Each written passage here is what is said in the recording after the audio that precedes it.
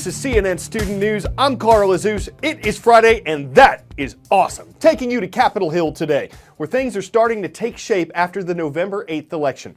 When the 115th Congress convenes early next January, Paul Ryan, a Republican from Wisconsin, will remain Speaker of the House of Representatives. He was re-elected earlier this week to serve a second term in the position. The job of House Minority Leader, though, was less certain. It's currently held by Nancy Pelosi, a Democrat from California. She's running to keep the job, but Ohio Democrat Tim Ryan announced yesterday he plans to challenge her for it. In the Senate, Republicans re-elected Kentucky Senator Mitch McConnell as Majority Leader. Democratic Senator Harry Reid from Nevada is the current Minority Leader, but he's retiring, and Senate Democrats chose Chuck Schumer from New York as the new Senate Minority Leader. There will be a change in the President of the Senate, too. The U.S. Vice President serves in this role, but doesn't get a vote unless senators are evenly divided 50-50. The President of the Senate can then cast the tiebreaker. Right now, the job is held by Vice President Joe Biden. On January 20th, Inauguration Day, it'll shift to Vice President-elect Mike Pence. So the transition is underway, and as part of that, U.S. President-elect Donald Trump is scheduled to hold a 2-hour meeting today to discuss his team's progress and potential appointees to his cabinet. He met with several candidates for that yesterday, in addition to former U.S. Secretary of State Henry Kissinger and current Japanese Prime Minister Shinzo Abe. He traveled to New York yesterday for the get-together. The Japanese leader is the first foreign head of state whom Mr. Trump has met in person since he was elected. Prime Minister Shinzo Abe is making every attempt to preserve Japan's relationship with its most important political, diplomatic and trading partner, the United States. Normally, a Japanese leader would wait for the inauguration of a new US president before seeking a meeting. But these are not normal times. The Japan-US alliance is the axis of Japan's diplomacy and security. The alliance is only alive if there is trust between us. I will get rid of those tariffs in Japan. Tokyo has been rocked by Donald Trump's explosive comments on the campaign trail, raising fears that the new administration could turn its back on the alliance. Trump has hinted he could withdraw US troops from Japan unless it paid a bigger share of their upkeep, and suggested that Asian countries could provide their own nuclear defense against North Korea.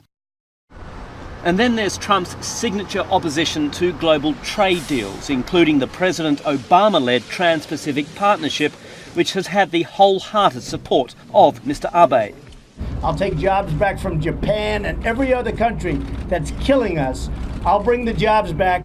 But Abe advisors say Tokyo is looking beyond what they describe as campaign rhetoric. We're looking at the future, and no matter what any candidate says during the campaign, today is the first day of the rest of his administration.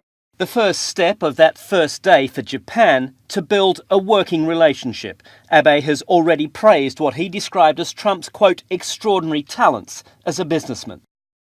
Okay, the reason why some international leaders are anxious to see what President-elect Trump will do concerning trade is because on the campaign trail, Mr. Trump spoke out extensively against international trade deals, saying several of them are not good enough for the U.S., its economy, its workers. He said he wants to renegotiate or eliminate deals like NAFTA, the 24-year-old free trade agreement which involves Canada and Mexico.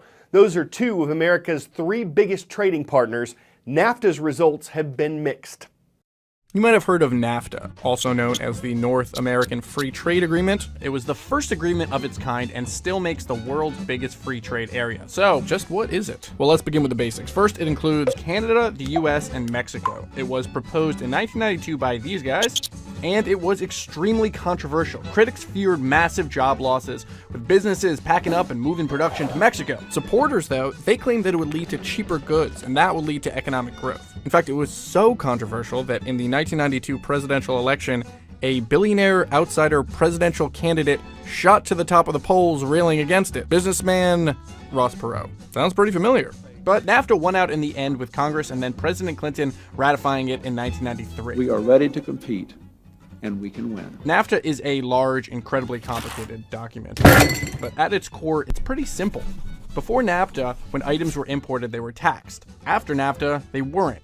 This protects goods made domestically at the expense of consumers, since the tax on foreign products is passed down. Higher tariffs, more expensive goods, less trade.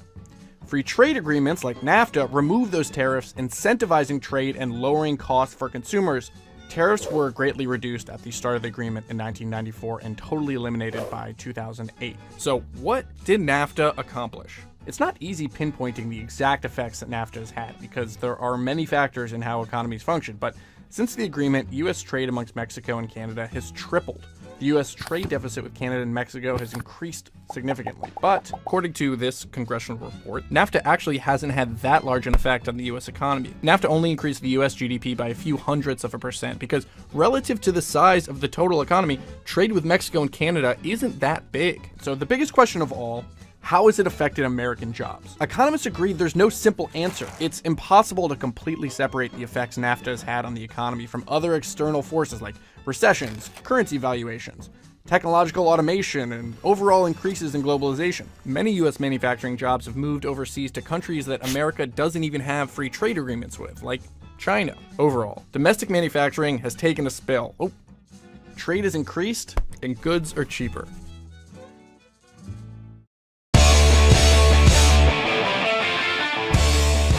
Yesterday, the clock started ticking on 24 hours of people around the globe trying to set various records. It was Guinness World Records Day, and the publication's come a long way since simply measuring the world's oldest person, tallest building, and fastest runner.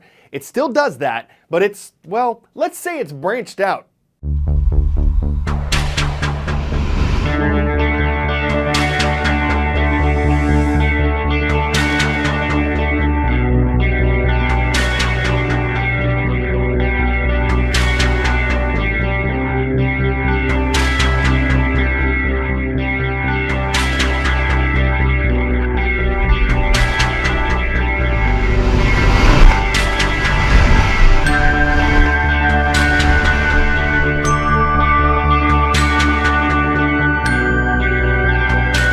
It was pretty difficult. I mean, obviously, the team helped by getting me roughly in the right place, but just going down and having to nail that cup of tea was tricky.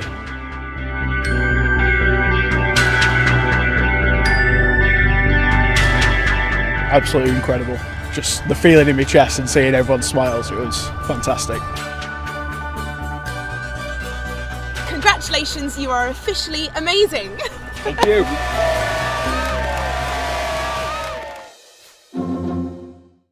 Oh my goodness, good thing it wasn't a slam dunk. He was already at the end of his rope, and success was no guarantee. If he'd bumped that platform, he could have gotten a couple lumps. Thankfully, he won the whole biz kit and caboodle. I'm Carl Lasest, always on the record for CNN Student News.